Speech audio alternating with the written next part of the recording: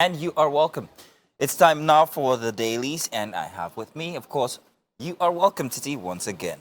Off of that conversation we were just having, that was quite. We're not done with that. I don't think you guys let me have my say. Done with that. Yeah. No. But in any case, you're welcome. Let's do the dailies together, shall we? Yeah. We're gonna start with the Daily Independence this morning, and if you are want to pick up a daily, this would be the headlines you'd be meeting. First big one: despite good ratings, experts frown at bloated ministerial list. Say 48 ministers and 70 other appointees show insensitivity. Say cost of governance as impediment to growth of country.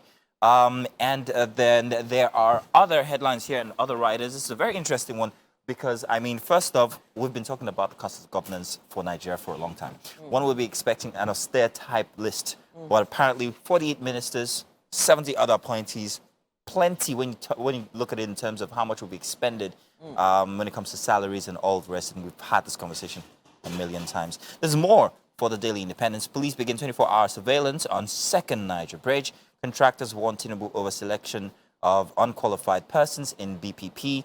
And Niger coup. Customs CG warns against compromise at Benin-Cameroon border and other borders. There's been plenty of talks about closure of the borders, how it's going to affect most of the implementations that the current government is trying to do, especially regarding trade. Yeah.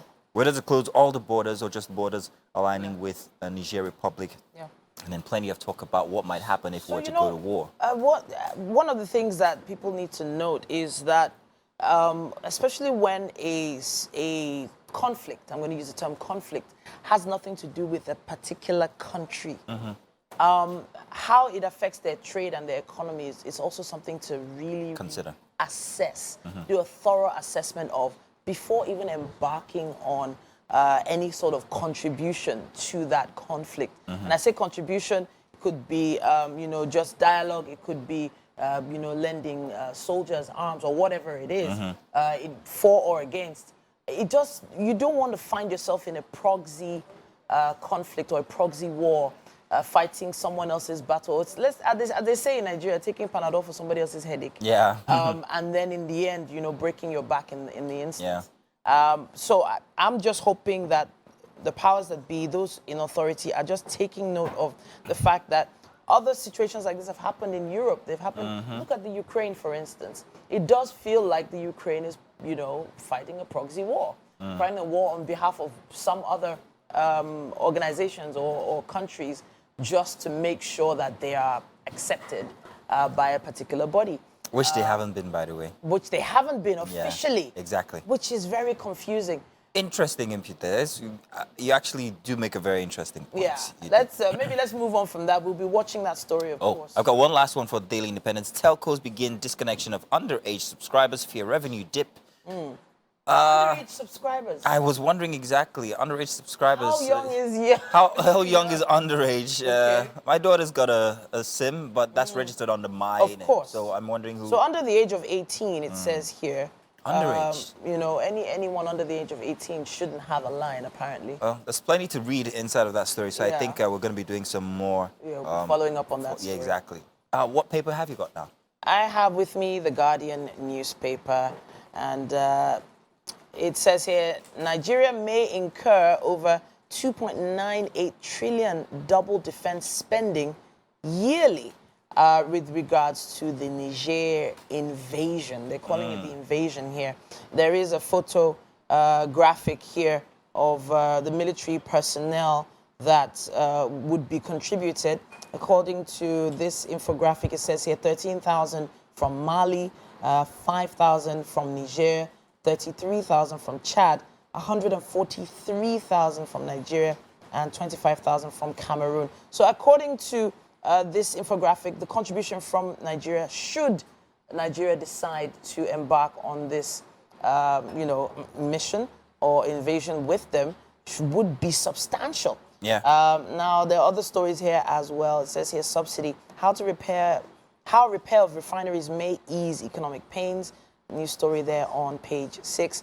Unease over 14 years blackout, power cut in Ondo South. That's another story there. Then India-bound couple apparently excrete 184 wraps of cocaine in Lagos. Goodness me, that is alarming. Oh, is it alarming considering the economic situation we're finding ourselves? We did tell that these things will happen and will continue to escalate. But as they, people they find have alternative been happening means. before now. But this is a lot. 180. That is quite a lot, you know. That is, wow. The only term I can think of is suicidal, should, God forbid, any of those packets. Make it or die trying, apparently. Moving on.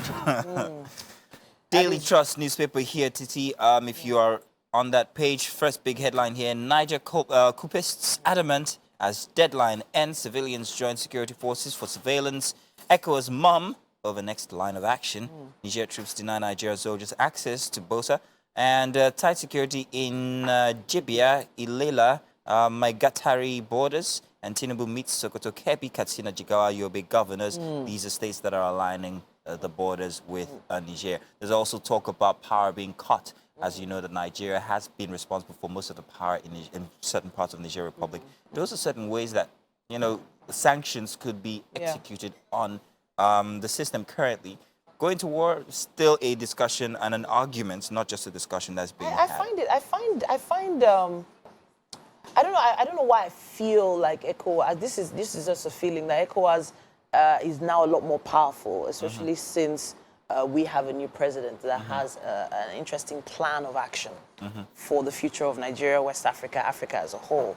What I'm thinking about now is the fact that there are some schools of thought that say that now that Africa is seemingly more powerful, there are some parties that are wary of that amount of power being in Africa. And a lot of people are coming to invest in Africa right now because of this looming power hold and power tussle that's going on right now. And I'm just hoping the right decisions are made, because interesting, right the there. wrong decision could just, you know, spell doom. Perhaps. You said it, not me. Still on the Daily Trust, FG paid 36 billion naira for electricity subsidy in 3 months, say NERC. Doctor strike, NMA cautions FG on no work, no pay. Don't do it. Please don't do it. Best time for Kwankwaso to decamp is now that I'm in charge, says Ganduje. There are other headlines here for the Daily Trust. Female soldier kills captain in Adamawa. India-bound couple, we took that one before, excrete 184 raps. And man discovers his wife of 15 years has 2 husbands for 7 years. Sounds like a story that Mary told one time. Goodness. If I'm not, I don't know if Mary actually wrote. Did Mary actually write this? I don't know. That does seem a lot. Very interesting. How